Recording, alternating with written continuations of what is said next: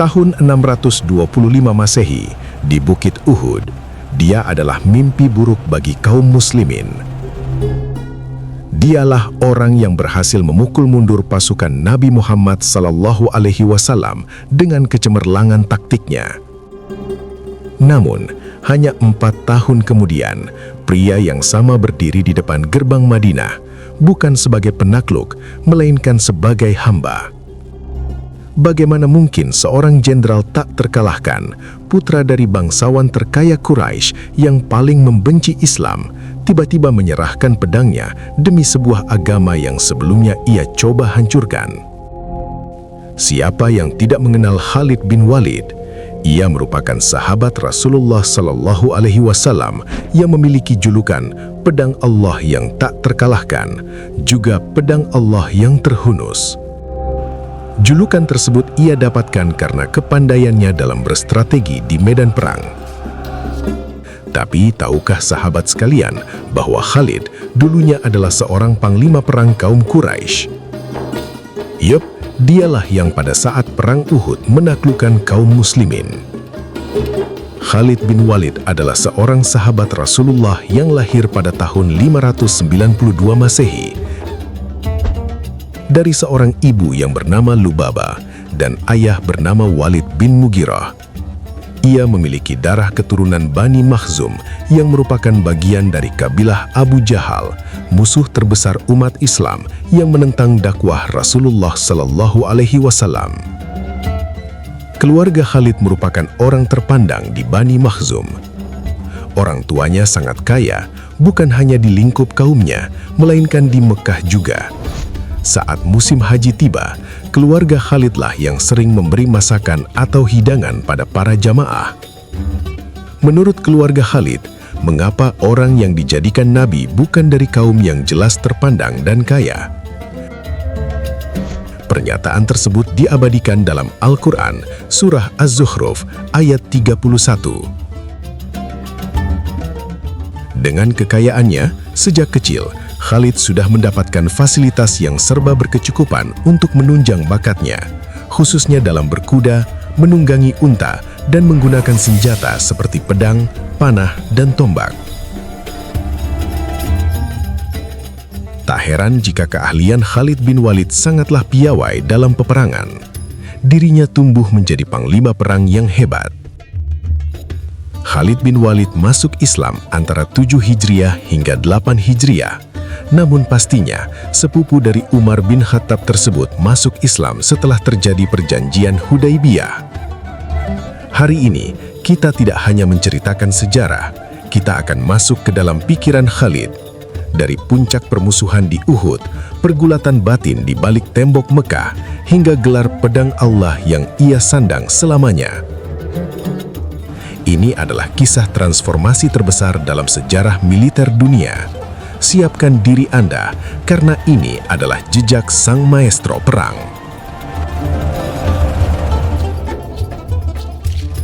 Untuk memahami Khalid, kita harus memahami ayahnya, Al-Walid bin Al-Mughirah.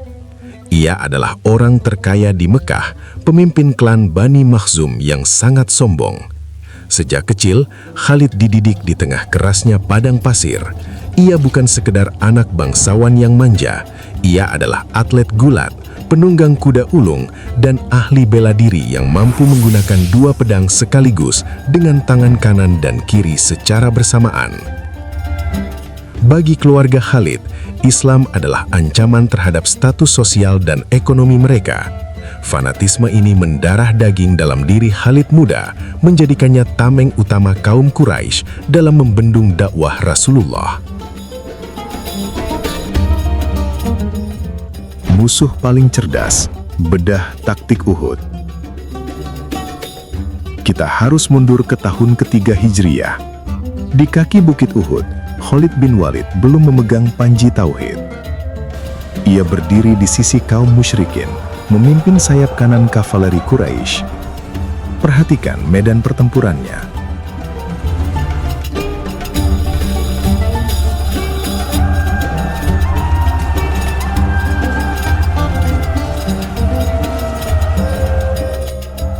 Rasulullah Shallallahu Alaihi Wasallam telah menempatkan 50 pemanah di atas Bukit Rumat dengan instruksi yang sangat spesifik. Jangan tinggalkan tempat ini, apapun yang terjadi, baik kita menang maupun kalah. Awalnya, pasukan Muslim menang, Khalid terpukul mundur, pasukan Quraisy kocar-kacir. Namun, silau akan harta rampasan membuat para pemanah turun dari bukit. Para pemanah di atas bukit melihat harta rampasan perang, agonima berceceran di bawah. Logika manusiawi mereka mengalahkan perintah militer. 40 dari 50 pemanah turun dari bukit. Disinilah letak perbedaan antara prajurit biasa dan seorang jenius. Khalid tidak ikut lari menyelamatkan diri. Ia menarik pasukannya ke belakang, bersembunyi di balik celah bukit, dan menunggu. Ia memperhatikan bukit itu dengan mata elang.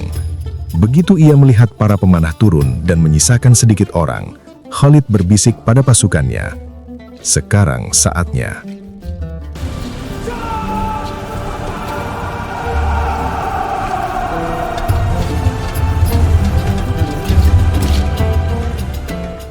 Ia tidak menyerang dari depan.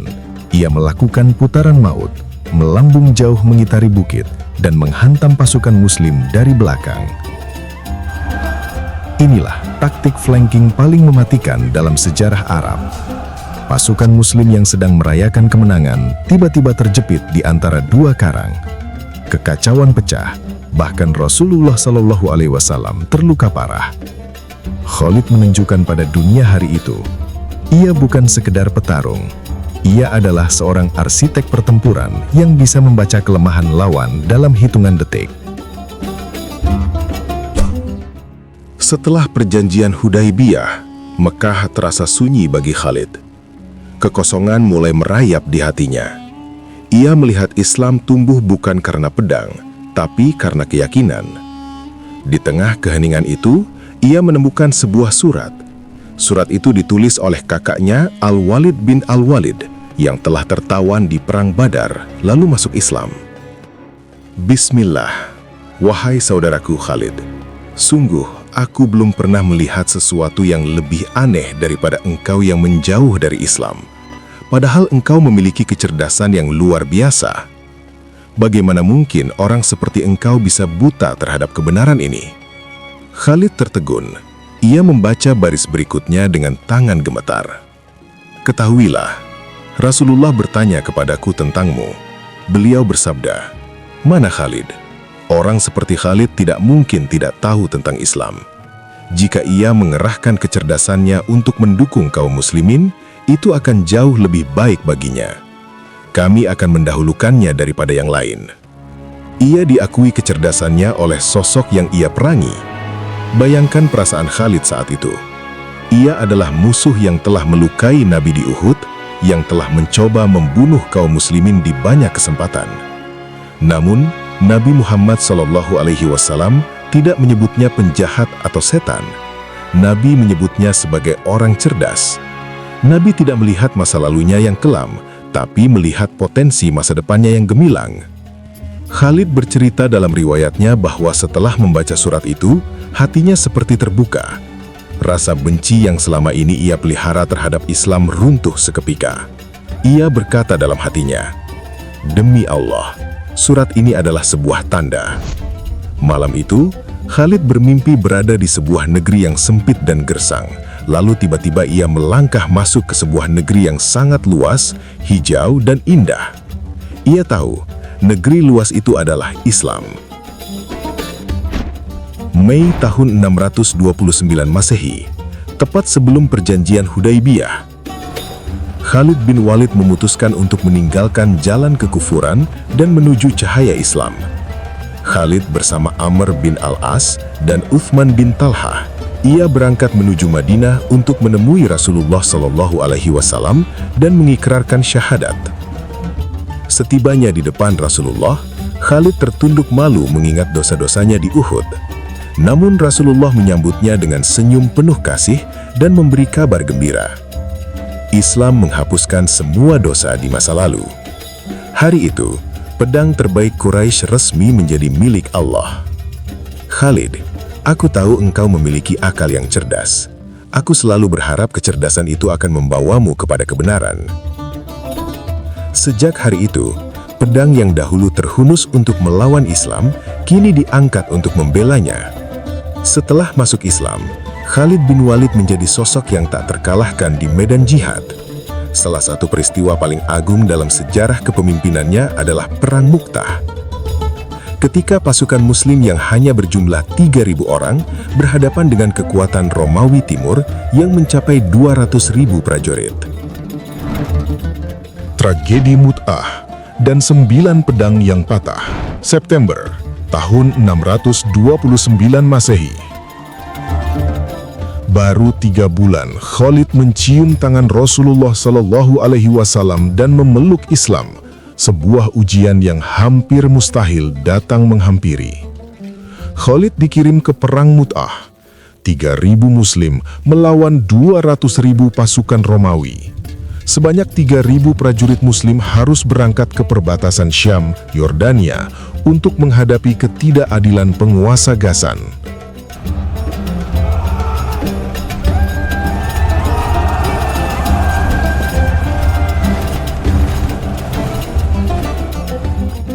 Namun, saat mereka tiba di Padang Mu'tah, cakrawala berubah menjadi lautan besi.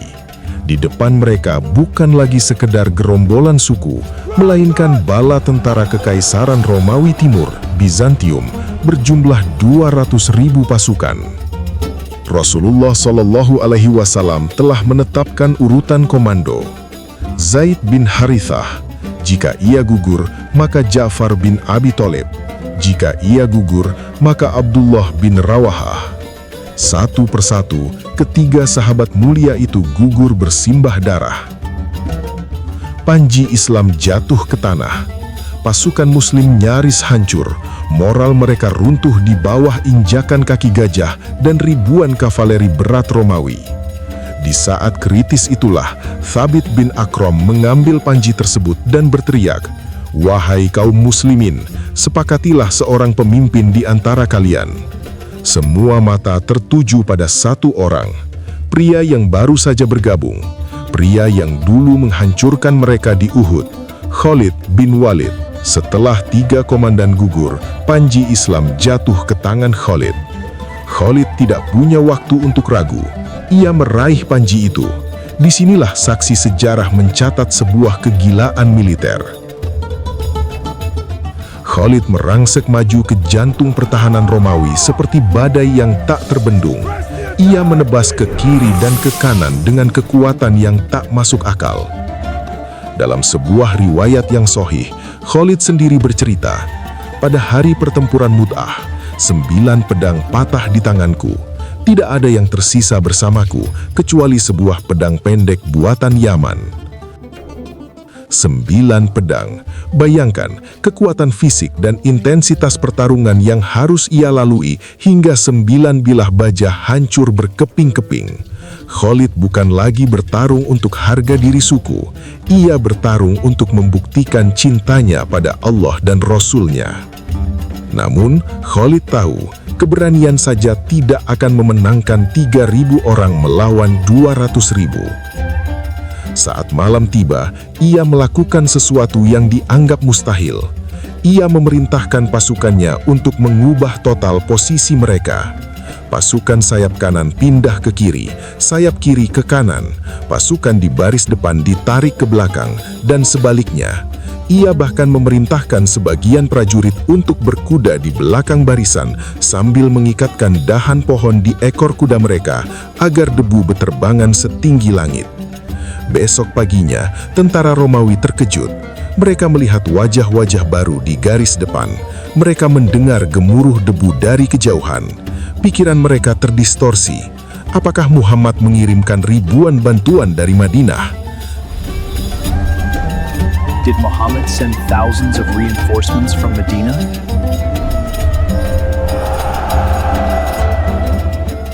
Ketakutan mulai merambat di hati tentara Romawi. Di saat itulah, Khalid menarik mundur pasukannya secara perlahan dan teratur menuju padang pasir. Romawi tidak berani mengejar, takut itu adalah jebakan maut. Dengan cerdas, Khalid menyelamatkan sisa pasukan Muslim dari pembantaian total. Ia pulang ke Madinah bukan sebagai pecundang, tapi sebagai pahlawan yang berhasil melakukan penarikan mundur paling brilian dalam sejarah. Di Madinah, Rasulullah SAW yang sedang duduk bersama para sahabat tiba-tiba mendapatkan wahyu tentang jalannya perang. Mata beliau berkaca-kaca saat menceritakan gugurnya Zaid, Ja'far, dan Abdullah. Namun kemudian, wajah beliau berseri-seri. Beliau bersabda, hingga akhirnya, panji itu diambil oleh salah satu pedang dari pedang-pedang Allah, Saifullah, hingga Allah memberikan kemenangan melalui tangannya. Sejak detik itu, dunia mengenal Khalid bin Walid dengan satu nama yang akan menggetarkan kekaisaran besar selama berabad-abad. Saifullah al-Maslul, pedang Allah yang terhunus. Khalid bin Walid tidak pernah kalah dalam lebih dari 100 pertempuran. Setelah puluhan tahun memimpin pasukan, setelah menaklukkan kekaisaran Romawi di Yarmuk dan meruntuhkan dominasi Persia, sang panglima tak terkalahkan ini akhirnya menemui musuh yang tidak bisa ia lawan dengan pedang, ajal. Namun ada sesuatu yang ganjil. Khalid bin Walid tidak meninggal di tengah gemuruh kancah peperangan yang ia cintai. Ia meninggal di atas tempat tidur di dalam sunyinya sebuah kamar. Di detik-detik terakhirnya, Khalid menangis sesenggukan, bukan karena takut akan kematian, tapi karena rasa kecewa yang amat dalam. Ia menoleh kepada sahabatnya yang menjenguk dan berkata dengan suara parau,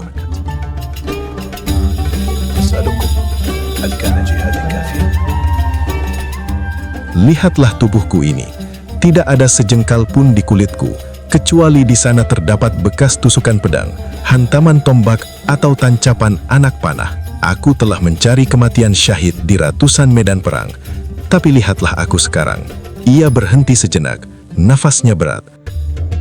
Lalu melanjutkan kalimat yang melegenda, "Aku mati di atas tempat tidurku seperti matinya seekor unta, maka semoga mata orang-orang pengecut tidak akan pernah bisa tertidur."